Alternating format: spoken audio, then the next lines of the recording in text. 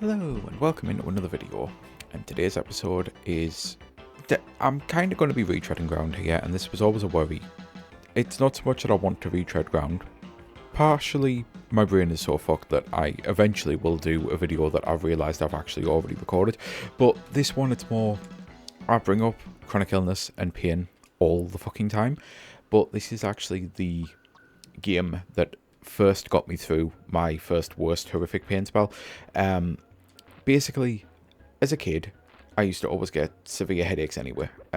It's just unfortunately something that I've been born with. But then, when I was older, I got hit by a car, almost died, had a head injury, and to say things got worse from there is a bit of an understatement. And there are videos actually up about that and explaining everything with that, and this is not that kind of video because I tend to have to trigger warn a lot of stuff like that for very good reasons. But Super Putty was the very first game that I actually found that I could play despite being in absolute blinding levels of pain, and I would constantly sit and play this game so much, and it's not actually a good game. I've tried so many times to get back into Super Putty. They've re-released it before, they've done HD versions. I bought it on the PS4 and I was actually over the moon thinking, oh my god, I'll finally get to play it again. And no, it's not a good game. And I've went back and I'm actually playing the original here, the SNES version, although was it the SNES version I played? I want to see it. So the problem is we used to have an Amiga as well, and I can't remember if the Amiga actually got a port or if it was the SNES version I played, but I'm pretty sure it was the SNES version that I played. It has to have been. I know there was some confusion because I then found out Putty Squad was there as well, and I did actually get to play Putty Squad, but I never finished it because I think by that point I'd realised that Putty Squad was actually a bad game and that the Putty games themselves were kind of a bad game. And at the time, I still didn't have the mindset of realising that games could be bad. I know that might sound silly, but seriously, as a kid, you tend to not realise that there is a different calibre of gaming. This is why people get away with actually making bad things for kids all the time, because kids genuinely don't know, because they don't have the experience, they haven't played a bunch of stuff to realise, oh, actually, this is not a good game.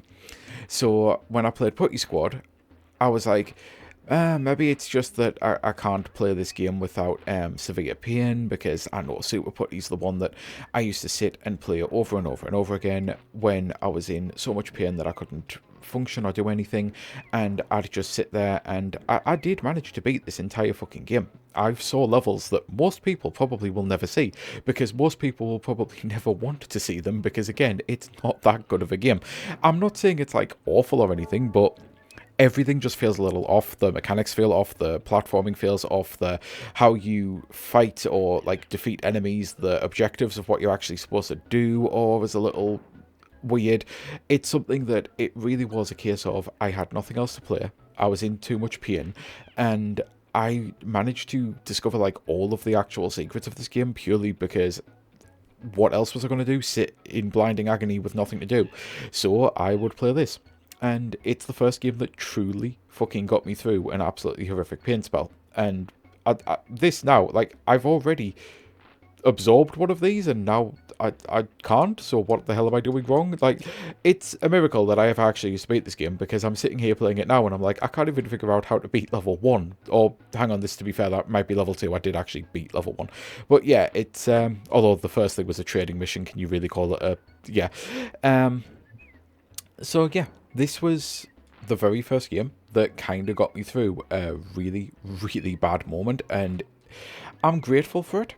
And I know there are some people who do actually like it, because it's one of those that when the PlayStation version came out, I know people were saying, oh my god, I used to play that as well, but I kind of have to wonder, did you, when you play it, also have the realization, oh, this isn't actually a good game?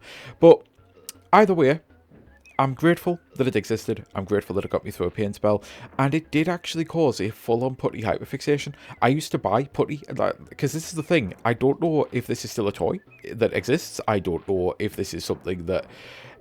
I don't even know what people used to do with it, because I don't even know what I used to do with it. But you used to be able to buy little plastic eggs, and the eggs would contain Putty, and it wasn't Play-Doh.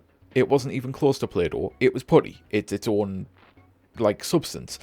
It's kind of like if you've ever had to use Blue Tack for an arts project or anything, or to hang up a poster or something.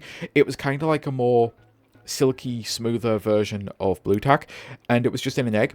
And this was a children's toy, and you could, like, tear it and mold it, but you couldn't really make any shapes because of the viscosity it had. It would eventually not so much melt, but it wouldn't maintain its shape. And by the time I was actually old enough to realise that I've been wasting my life with putty, because I would always get new putty and I'd get new colours and I'd get new things, but I'd never really do anything with it. It was one of those that it turns out I figured out, oh, it was a stim toy. Like, that's why I liked it. It wasn't really a toy, it was a stim toy. It was before we used to have fidget spinners. It was just something to keep your hands busy. And it does make me wonder a lot about, did I get into putty because of the autism, or did the autism allow me to get into putty? And I mean that in both the video game form and both the actual putty form. Because, yeah, it's one of those... I intentionally picked a different level. I thought I intentionally picked a different level. What the... Okay, fine. I guess not. But it's one of those that it did always make me wonder. And, yeah, it sucks that this does suck as a game, because I would actually love to be able to get back into it and love to finally go through Putty Squad, because I did see all of Super Putty all the way through, and thinking about it, it's got Super in the name. It has to have been a fucking Super Nintendo game, of course. So yeah, maybe it's that I tried one of the similar games on the Amiga, because that's the thing. Back in the day, though, games were a Wild West. There was piracy all over the place, like the Amiga especially. No one ever actually bought an Amiga game. Someone just came round and give you a bunch of games, and I'm being genuine with that. Piracy was so rampant with the Amiga. That is literally how that worked. We would, as a kid, have an adult in our lives who was a gamer, and he would literally be like, listen, how much pocket money do you have? And I know this sounds sketchy, but it wasn't. It was all on the up and up. How much pocket money do you have? And it's like, I've got a £5 saved up. Perfect. It'll cost £2 to get a pack of discs. I'll give you 50 games for that. It's like, wait, what? It's like, yeah, like, this is the thing. And at the time, we didn't know what he was doing. Now, we obviously know exactly how to copy stuff like that. We got through that phase with CDs and VHS and all sorts of things. But he would go away. He'd buy a box of 50 floppy disks, and he'd come back, and he'd just give you 50 Amiga games. And, like, he'd take about a £5 from you, essentially. And, yeah, kids didn't care, because we didn't care that we were paying £3 more for a box of discs. We didn't have the ability to copy this, and he would just copy all of these games and just give you them. And, like, once every 3 months, he'd pretty much come round and just, like, give us another £5. I've got another 50 games. There was one time when we'd been giving him so much money, he just brought us around like 100 spare discs. It's just like, someone else paid, and there's a bunch, like, they only wanted these 10 games off me, so I had all of these spare discs. And as you've been, like, doing this for years, I just thought I'd copy you some of the newer stuff for totally free. And it's like, okay, thanks. Like, everyone who wanted Amiga, again, no one ever actually bought a game. You just were given games from a dodgy guy who was copying them completely illegally, it turns out. And we didn't know as kids, at the end of the day, we didn't know anything that we were doing was wrong. And the statute of limitations is completely gone. But yeah, that was basically how an Amiga went. So I would get loads of, like, weird little shitty games, and there was loads of ports of games that came to the Amiga that didn't come to other consoles, and then there were Amiga games that were ported to the SNES and everything. So I just had one of those brain farts of trying to remember, was one of the putties on the Amiga? And part of me thinks maybe Putty Squad might have been, but Super Putty was the one that I actually fully played, because yeah, as much as it doesn't look like I'm doing anything here and know what I'm doing, and I truly don't, I can't remember. At the same time, I remember all of these little mechanics straight away. I was like, oh yeah, I need to suck that up by going into morph mode, and oh yeah, I can punch that. The basics are still there. It's just all of the other stuff of, again, how did anyone actually play this game as a kid, and how did anyone figure it out? And I did, at least, as you can see, I've clearly at least realised, so it's that I can only hold one of those at a time, and I have to drop each one of them off at the, like, UFO, and then once I get them all, I can move on. So at least I have finally figured that out. But yeah, it's this is still something that I already know. As soon as I actually end this video, this is my last time ever playing Putty. I know fine well the game just doesn't have it. The mechanics and everything is so off. The jumping is, I know it may not look it here, but the jumping is so lethargic. Like, it's not even that it's floaty, it's that you jump and it feels like you're moving a tank in the air. It really does. It's the only way I can describe it. And to be fair, that's kind of consistent with the fact that Putty was, again, this viscosity, this, like, kind of not Play-Doh, not anything. It was kind of just like a lump of almost clear-like thing. It was a lot denser than it seemed. So it does actually make sense. It does honestly feel like I'm handling Putty when I'm playing this game. But at the same time, that's not a good thing because no one would ever choose to make a platformer handle like this, I feel, anymore. You maybe could actually create a good game if you just remade this and changed, you know, the jumping mechanics.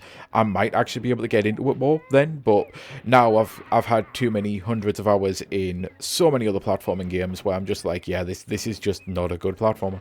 But either way, again, I am grateful for it existing.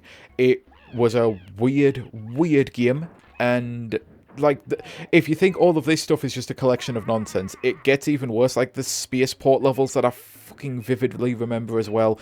And what might end up happening is I might end up watching a long play just so I can see some of this stuff, because yeah, some of this is coming back to me straight away, and I'm like, oh yeah, I remember that spaceman suit thing and how weird it was, and oh yeah, I remember the carrots with the Uzis, because of course a carrot has an Uzi. That's just perfectly normal in a kid's game for a root vegetable to be holding a machine gun. I also can't figure out why I can't land on that platform.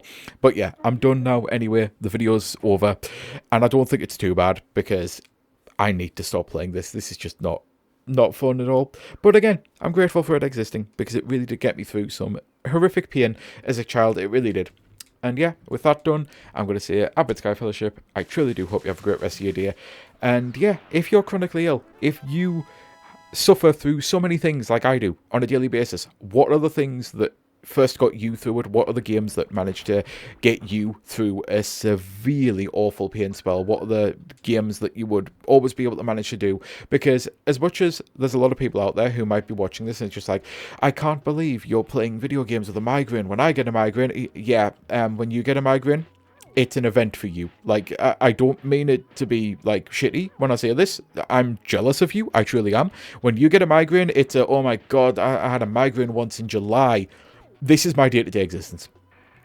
If I, like, retreated from the outside world, if I just locked myself up in a dark room and never moved, trying to do anything at all, hoping that the pain would go away, my life would just disappear, because I get this every single day of my fucking life. It's always pain. It's just a matter of how much pain. So, yeah, when every single day is agony, you kind of have to just get on with it. And there's days when literally everything about my existence is difficult. Making food is difficult. Doing anything is difficult. And it means certain games are especially difficult. It's actually kind of funny that this is the game that got me through a pain spell. And now I'm sitting here thinking, I don't even think I'd be good at this game playing it if I was feeling okay. Because how the hell did I ever manage to fucking get good at this game? It's just all over the place. There's so much to just... There's so much happening. There's never any chill. The enemies are just constantly coming for you all the time. And it's... How did I ever play this? But yeah, anyway, waffling done. I'm going to say, yeah, time to end the video because I said I was actually going to end it ages ago. So yeah, until next time, bye.